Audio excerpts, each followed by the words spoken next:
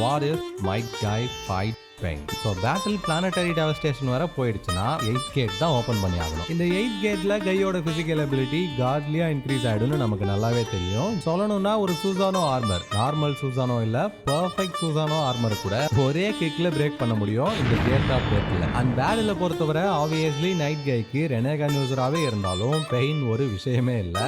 இது எல்லாமே மேக்ஸிமம் மினிட்ஸ்லேயே முடிஞ்சிடும். So the winner is